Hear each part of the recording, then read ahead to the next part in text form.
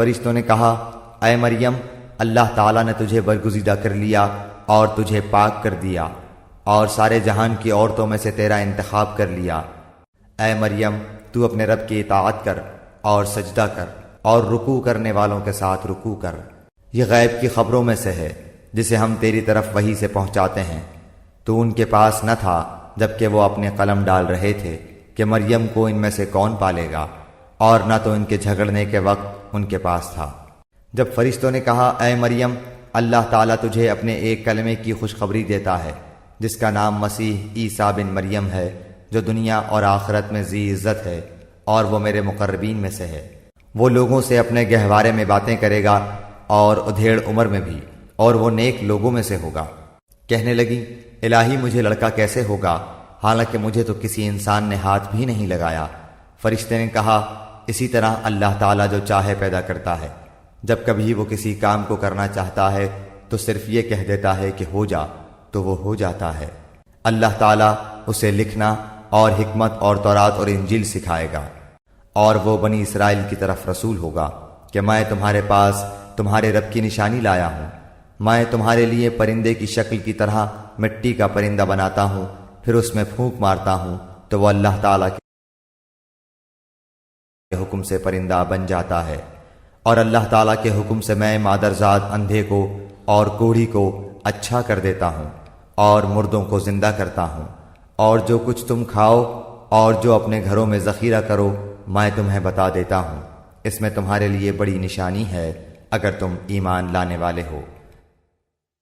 اور میں تورات کی تصدیق کرنے والا ہوں جو میرے سامنے ہے، اور میں اس لیے آیا ہوں کہ تم پر بعض وہ چیزیں حلال کروں جو تم پر حرام کر دی گئی ہیں، اور میں تمہارے پاس تمہارے رب کی نشانی لایا ہوں، اس لیے تم اللہ تعالیٰ سے ڈرو اور میری فرما برداری کرو۔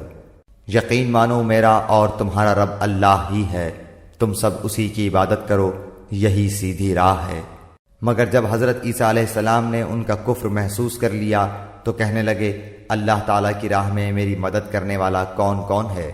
حواریوں نے جواب دیا کہ ہم اللہ تعالیٰ کی راہ کے مددگار ہیں، ہم اللہ تعالیٰ پر ایمان لائے اور آپ گواہ رہیے کہ ہم تابعدار ہیں۔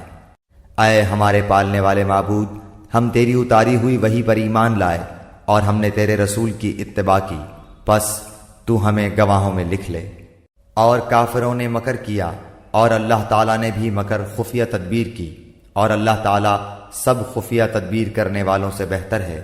جب اللہ تعالیٰ نے فرمایا کہ اے عیسیٰ میں تجھے پورا لینے والا ہوں اور تجھے اپنی جانب اٹھانے والا ہوں اور تجھے کافروں سے پاک کرنے والا ہوں اور تیرے تابع داروں کو کافروں کے اوپر غالب کرنے والا ہوں قیامت کے دن تک، پھر تم سب کا لوٹنا میری ہی طرف ہے، میں ہی تمہارے آپس کے تمام تر اختلافات کا فیصلہ کروں گا۔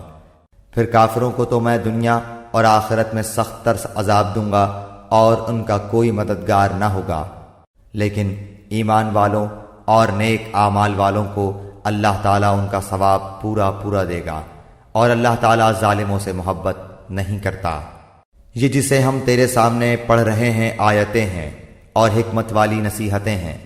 اللہ تعالیٰ کے نزدیک عیسیٰ علیہ السلام کی مثال ہو بہو آدم علیہ السلام کی مثال ہے، جسے مٹی سے بنا کر کے کہہ دیا کہ ہو جا، پس وہ ہو گیا۔ تیرے رب کی طرف سے حق یہی ہے، خبردار شک کرنے والوں میں نہ ہونا۔ اس لیے جو شخص آپ کے پاس اس علم کے آ جانے کے بعد بھی آپ سے اس میں جھگڑے تو آپ کہہ دیں کہ آؤ ہم تم اپنے اپنے فرزندوں کو اور ہم تم اپنی اپنی عورتوں کو اور ہم تم خاص اپنی اپنی جانوں کو بلا لیں، پھر ہم عاجزی کے ساتھ التجا کریں اور جھوٹوں پر اللہ کی لعنت کریں۔ یقیناً صرف یہی سچا بیان ہے اور کوئی معبود برحق نہیں بجز اللہ تعالیٰ کے، اور بے شک غالب اور حکمت والا اللہ تعالیٰ ہی ہے۔ پھر بھی اگر قبول نہ کریں تو اللہ تعالیٰ بھی صحیح طور پر فسادیوں کو جاننے والا ہے۔ آپ کہہ دیجئے کہ اے اہل کتاب، ایسی انصاف والی بات کی طرف آؤ جو ہم میں تم میں برابر ہے کہ ہم اللہ تعالیٰ کے سوا کسی کی عبادت نہ کریں، نہ اس کے ساتھ کسی کو شریک بنائیں، نہ اللہ تعالیٰ کو چھوڑ کر آپس میں ایک دوسرے کو ہی رب بنائیں۔ پس اگر وہ منہ پھیر لیں تو تم کہہ دو کہ گواہ رہو ہم تو مسلمان ہیں۔ اے اہل کتاب، تم ابراہیم کی بابت کیوں جھگڑتے ہو حالانکہ تورات و انجیل تو ان کے بعد نازل کی گئیں؟ کیا تم پھر بھی نہیں سمجھتے؟ سنو، تم لوگ اس میں جھگڑ چکے جس کا تمہیں علم تھا، پھر اب اس بات میں کیوں جھگڑتے ہو جس کا تمہیں علم ہی نہیں؟ اور اللہ تعالیٰ جانتا ہے اور تم نہیں جانتے۔